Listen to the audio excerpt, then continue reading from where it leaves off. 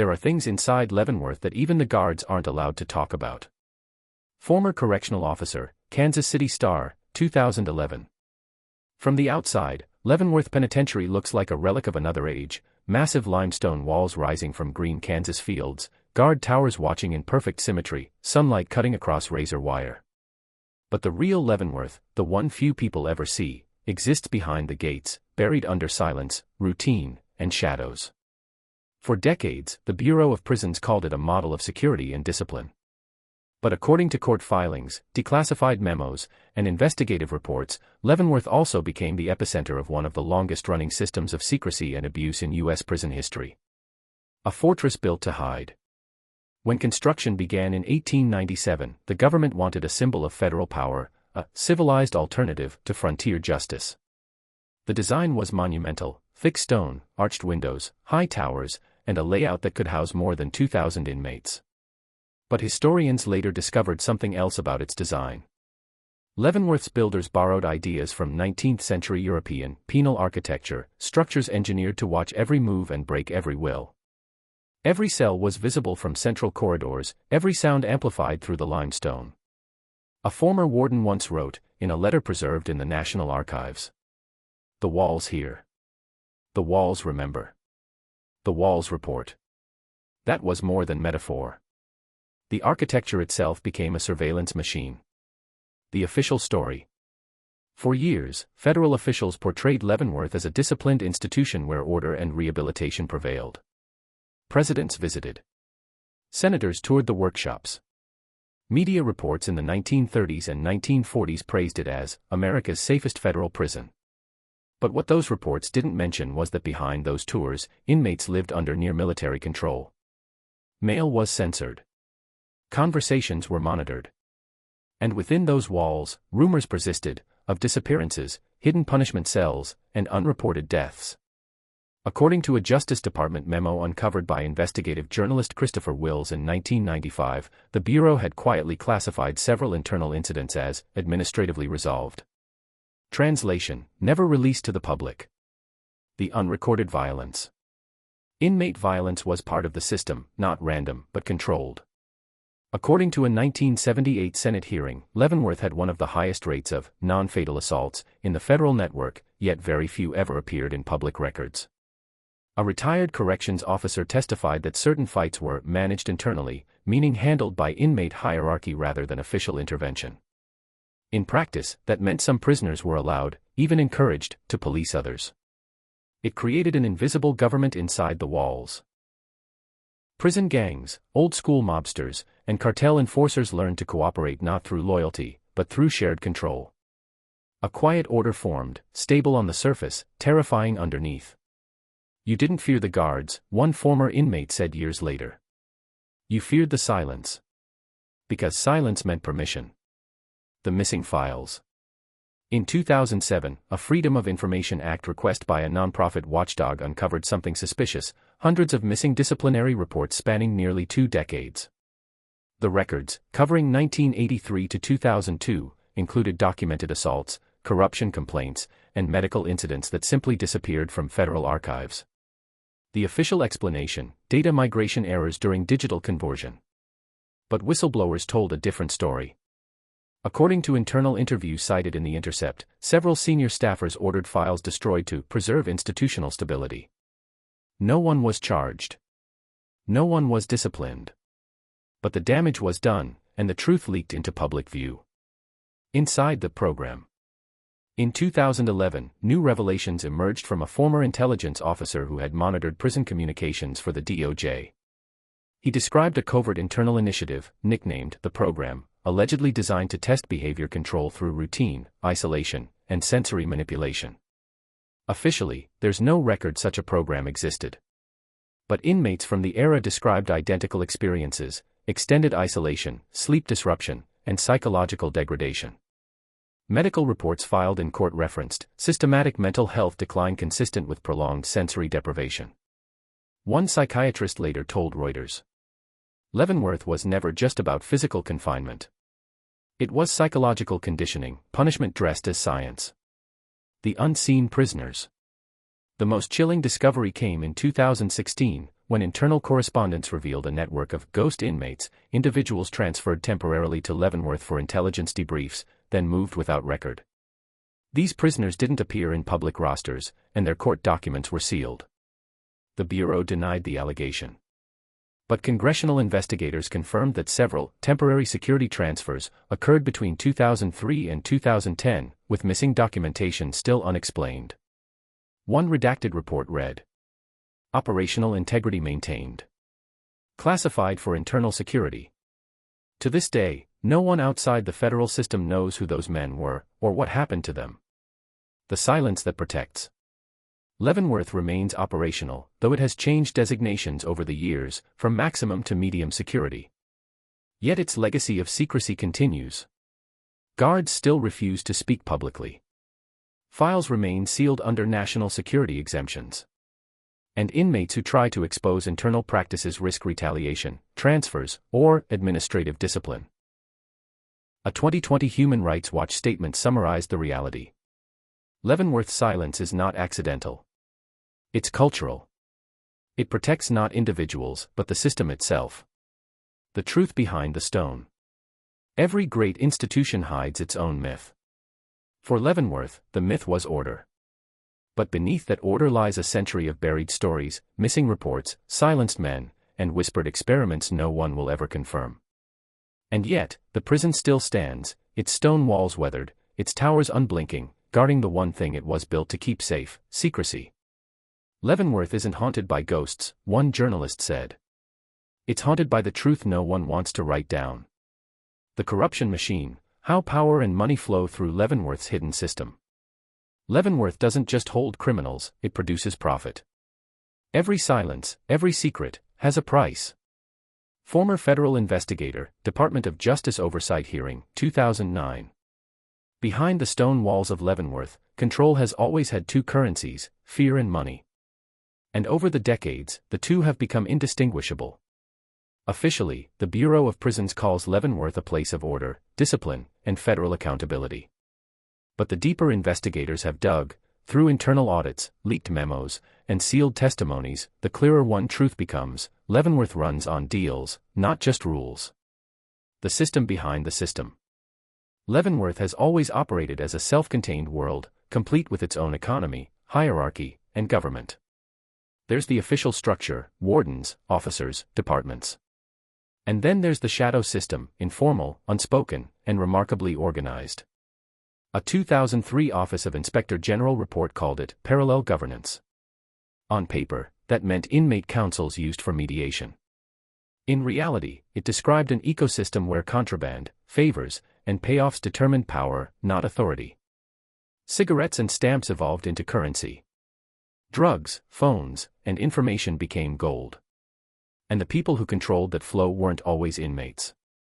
A 2006 Reuters investigation cited at least 12 correctional officers accused or convicted of smuggling contraband into Leavenworth between 1998 and 2005, everything from narcotics and prepaid cell phones to USB drives full of hidden communications.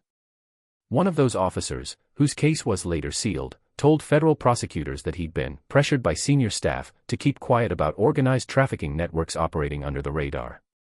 No one above him was ever charged. The shadow market. Every prison has contraband. But Leavenworth's was industrial. According to a 2011 internal report from the Bureau of Prisons Contraband Task Force, the facility's underground trade generated an estimated $1.8 million annually in internal value exchanges. That figure didn't refer to physical money. It referred to traded goods, debts, and off-site payments through inmate families and outside contacts. The system worked like this. Suppliers, often low-ranking staff or contractors, smuggled in phones, nicotine, and pills. Distributors, trusted inmates with access to workshops, kitchens, or maintenance, handled circulation. Collectors, usually enforcers, ensured payment, sometimes through threats or coercion. Funds flowed through legitimate channels: commissary credits, Western Union transfers to relatives, even cryptocurrency in later years. According to a Kansas City Star expose in 2015, investigators traced dozens of payments from inmate family accounts to correctional staff offshore accounts linked to prepaid debit cards. No federal indictments followed. The safe zones. Leavenworth's workshops, metal fabrication, laundry, and furniture production became the perfect cover for these transactions. The noise masked coded communication. The structure allowed inmate leaders to organize movement and exchange. An anonymous warden later admitted in a DOJ deposition, "We couldn't monitor every corner. The workshops ran themselves. We were managing perception, not security." For decades, Leavenworth was part of the Unicere Federal Industries program, producing goods for government contracts. But beneath that legitimate industry, an entire illicit economy thrived: tools smuggled out, materials traded for favors, guards paid for overtime that never existed.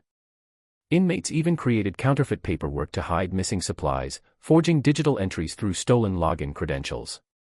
The 2013 Federal Audit Summary concluded that inventory discrepancies cannot be fully explained, and internal controls remain insufficient.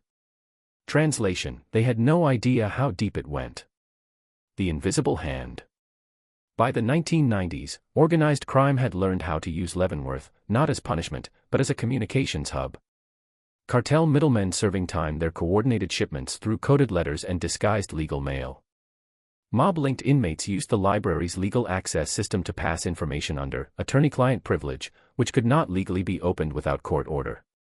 Federal wiretaps, declassified in 2018, captured conversations referring to Kansas City messages, a phrase the FBI later identified as coded language for inter-prison communication routes. According to the Washington Post, even some federal prosecutors admitted off-record that the Bureau's own privacy protections created loopholes criminals exploited for decades. And those who tried to expose it, guards, clerks, even external contractors, faced retaliation. A 2009 whistleblower complaint filed under the Federal Whistleblower Protection Act described systemic intimidation and transfer of staff who reported irregular activity. The complaint vanished in review. The price of loyalty. Inside Leavenworth, loyalty isn't just emotional, it's transactional. Every favor has a cost, every silence a price. The prison's unspoken rule is simple: you take care of those who take care of you. That extends from cell block alliances to staff relationships. One former chaplain, interviewed by PBS Frontline, said, "Everyone knows who runs the place, and it's not always the people in uniform." For inmates, loyalty buys safety. For guards, it buys peace. For the system, it buys stability. But stability built on corruption doesn't last forever. The leaked recordings. In 2016, an anonymous source leaked hours of recorded phone calls between Leavenworth inmates and external contacts. The audio, later confirmed authentic by The Intercept, revealed discussions about bribes, coordinated contraband drops, and even the manipulation of digital surveillance logs. One call captured a chilling statement from an inmate coordinator: "We don't own the prison, we rent it." The leak forced a short-lived internal investigation. Several staff were reassigned, a few inmates transferred. But the case never reached prosecution. When asked about the outcome, a bureau spokesperson told reporters, "Operational integrity remains intact." Those 4 words became infamous: bureaucratic code for cover-up. The economics of silence. Leavenworth's corruption wasn't just greed, it was survival. The prison's budget cuts, overcrowding, and outdated infrastructure created pressure. Officers underpaid, inmates desperate, and administrators overwhelmed, all became part of a system that incentivized quiet complicity. A 2021 Human Rights Watch analysis concluded, systemic corruption in U.S. federal prisons often functions as an unofficial safety valve, a method of keeping order through selective blindness. That was Leavenworth's true genius: it didn't need chaos to control people.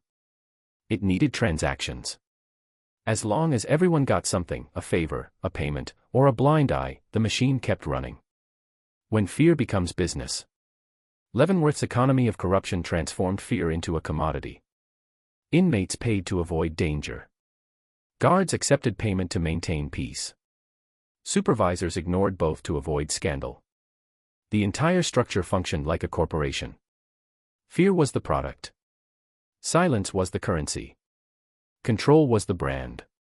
"It's the perfect business," said one retired corrections captain. "Everyone's guilty, so no one talks." And through that silence, Leavenworth endured, decade after decade, scandal after scandal, a machine that outlived its makers, fed by the same fuel that built it, power and secrecy. The witnesses and the whistleblowers, what happens to those who speak out? Inside Leavenworth, truth is a death sentence. You don't talk, not if you want to live. Former federal inmate, interview, The Washington Post, 2019. Leavenworth doesn't fear riots, guns, or gangs. It fears one thing: exposure. For over a century, silence has been its shield, protecting not only the prison but the network of power and profit surrounding it. And anyone who dares to break that silence quickly learns that truth inside Leavenworth is more dangerous than violence. This chapter follows the trail of those who tried, the officers, the inmates, the journalists, and what happened when they crossed the line between knowing and telling. The officer who wouldn't stay quiet. In 1998, Officer Michael B., a composite based on verified DOJ testimonies, joined the Leavenworth correctional staff fresh out of training.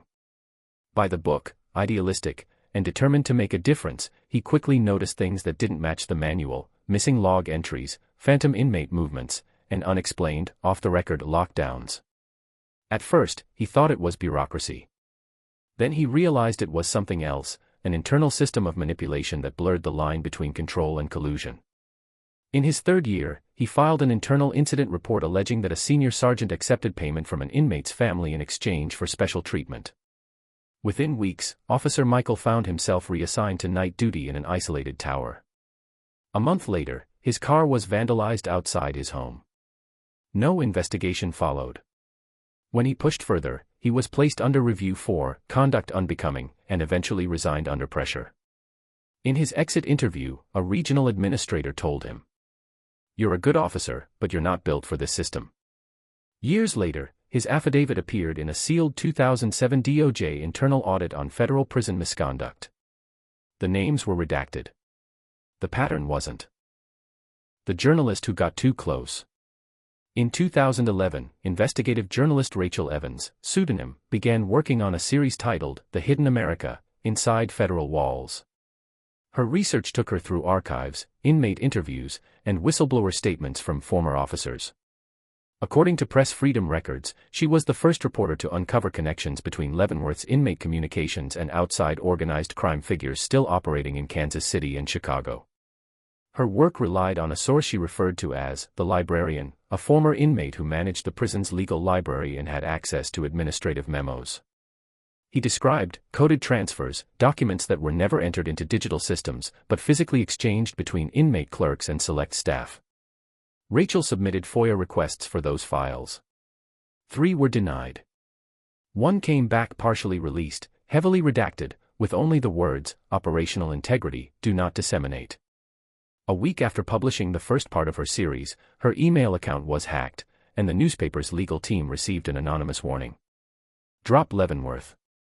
You're dealing with a system that doesn't forget. The series was never completed. Rachel left journalism 2 years later. The inmate who tried to testify.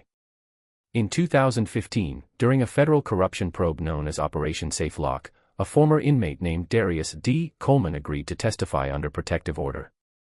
He'd been part of Leavenworth's Inmate Industries program and claimed to have witnessed staff coordinating black market trades of tools, drugs, and information. His statements matched previous whistleblower reports, almost too perfectly. According to court documents, Darius was placed in protective custody 2 months before the scheduled testimony. But days before the transfer, he was found unconscious in his cell. The official cause, self-inflicted injury. No forensic report was ever released publicly. Family members questioned the conclusion. They received no answers. The federal inquiry into the alleged bribery network stalled shortly after. An unnamed DOJ official later told Reuters, "Every time someone gets close to proving systemic corruption in a federal facility, the evidence evaporates." The clerks and the clergy. In 2017, internal investigators uncovered another source of leaks: prison clerks, inmates assigned to handle documentation, who sometimes smuggled information to outside journalists or families. Their punishment was quiet but brutal: sudden transfers, revoked privileges, months in solitary under administrative review. That same year, a chaplain who had assisted one of these clerks was removed for policy violations.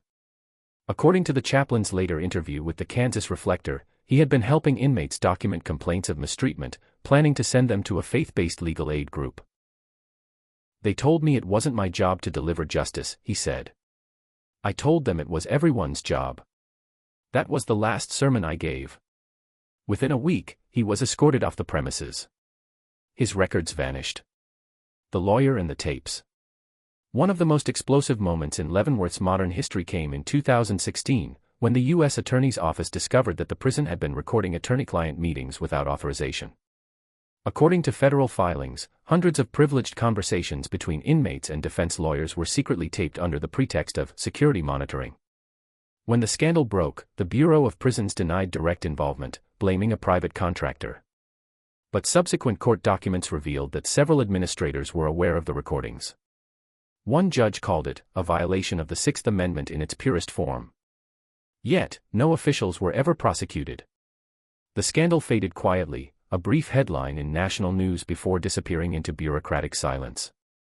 And those who spoke publicly about it, including 2 former legal assistants and 1 guard, reported receiving threats, anonymous calls, and career warnings. A defense attorney later said on record, "Leavenworth isn't a prison, it's a black box. Everything that goes in there disappears, including the truth. The watchdogs with no teeth. Multiple oversight bodies exist, on paper, to monitor federal facilities like Leavenworth. The Office of Inspector General, OIG. The Bureau of Prisons Internal Affairs Division. The Department of Justice Civil Rights Section. Yet, according to a 2021 Human Rights Watch report, Leavenworth has one of the lowest rates of external accountability actions per capita in the federal system. From 1990 to 2020, less than 4% of filed complaints resulted in formal investigations. Even fewer produced disciplinary action. A senior DOJ analyst, speaking anonymously, said, "Leavenworth is a paradox. It's too important to fail, too old to fix, and too connected to expose. The fear that outlives the walls." Former inmates often say that Leavenworth doesn't end at release. The fear follows you home. Many whistleblowers describe subtle intimidation, cars following them, anonymous letters, sudden IRS audits, employers warned away. Nothing traceable. Everything deniable. One former corrections counselor summarized it bluntly. "You don't need to threaten people here. You just remind them where they used to be. The silence is generational now. Passed down like folklore." Guards warn rookies not to ask too many questions. Inmates warn newcomers to mind your business. And administrators remind everyone that Leavenworth is federal property, which means whatever happens there, stays there. The system's defense. When questioned by congressional committees, Bureau officials always return to the same phrase, operational integrity. They insist the system works, that incidents are isolated, that oversight is constant. They cite budget limits, staffing shortages, and the unique challenges of managing violent offenders. But the numbers tell a different story. Between 1995 and 2020, internal misconduct reports filed by staff increased by over 220%. Meanwhile, confirmed disciplinary outcomes remained almost unchanged. That means one of 2 things: either the system is incapable of self-policing, or it's not interested in trying. The weight of silence. The greatest trick Leavenworth ever pulled wasn't hiding crimes, it was normalizing them. Every officer who looks away. Every inmate who stays quiet. Every supervisor who files a redacted report. They all keep the machine running, one that feeds on silence, rewards obedience, and punishes truth.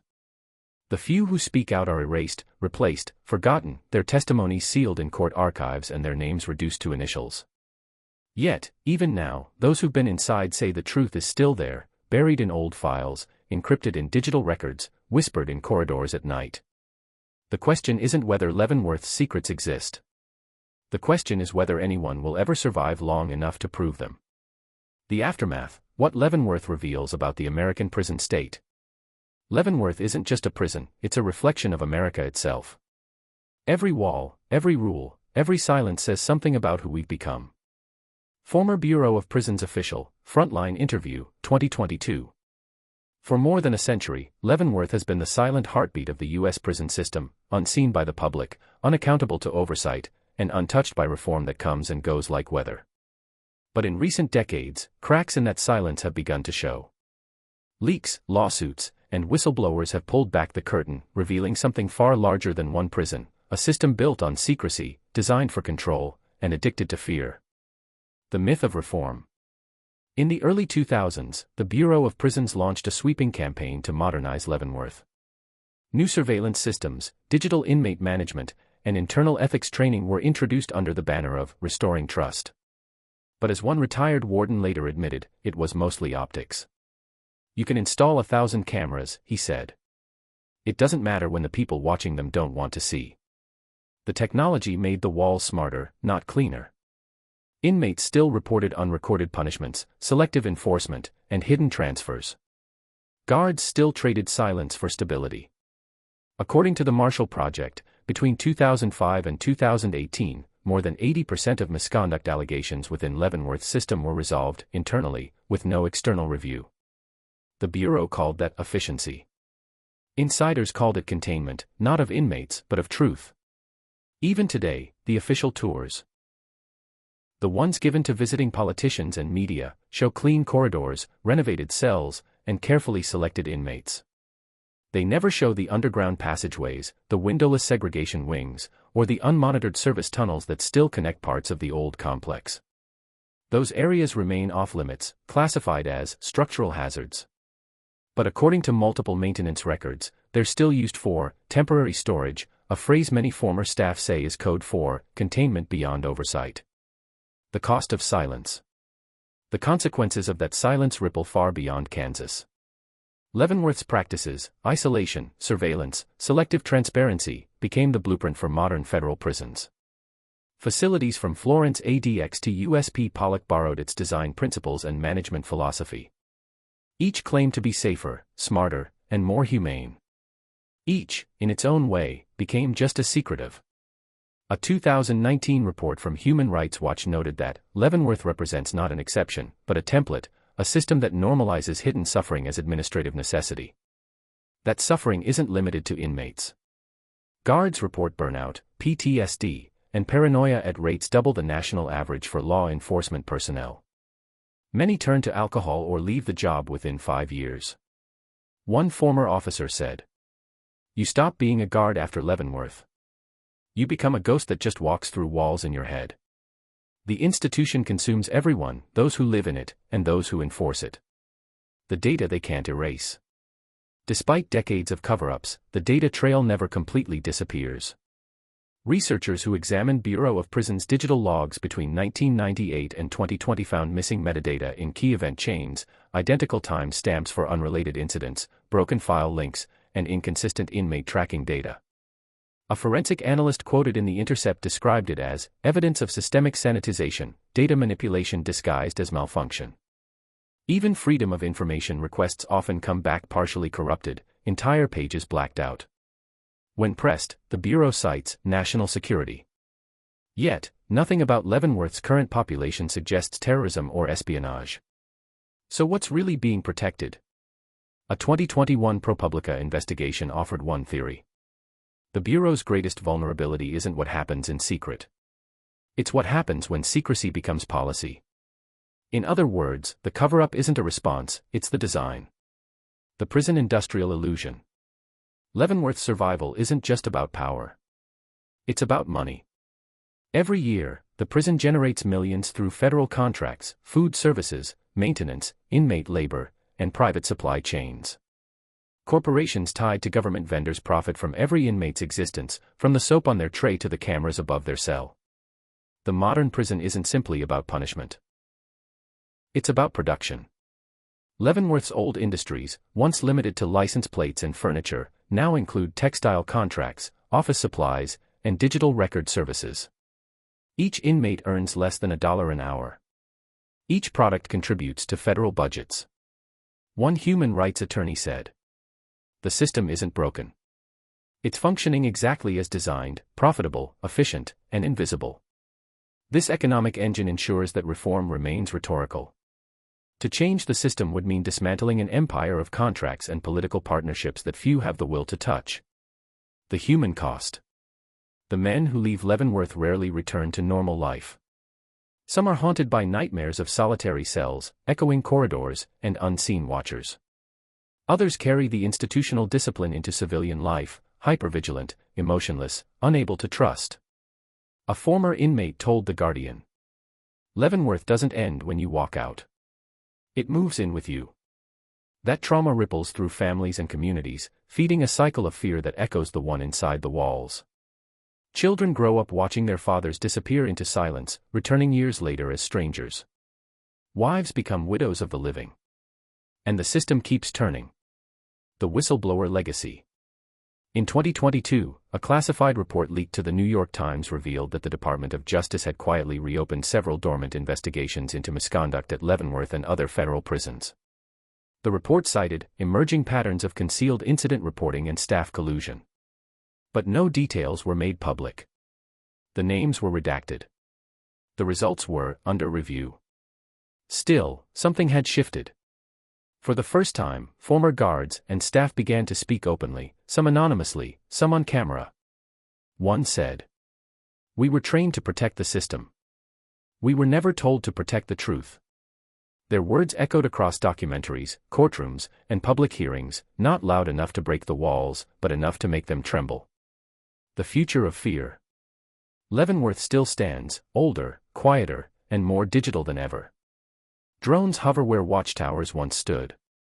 AI monitors have replaced human guards for routine surveillance. The stone walls remain, but the eyes watching have multiplied. Yet, for all its technology, the essence hasn't changed. Fear still governs the corridors. Silence still buys safety. And power still hides behind the phrase, national security. But there's another current now, one rising quietly, like the hum of electricity behind the walls. Advocates, reformers, journalists, and ex-officers are beginning to connect dots across decades, piecing together what the Bureau spent a century trying to bury. They call it the Leavenworth pattern, a set of psychological and administrative tactics that define not just one prison, but the American approach to incarceration itself. Control through confusion. Compliance through exhaustion. And secrecy through normalization. The mirror. In the end, Leavenworth isn't just a building. It's a mirror, reflecting what happens when a nation confuses order with justice, and silence with safety. The real story isn't just what happened inside those walls, it's what those walls have taught us about ourselves.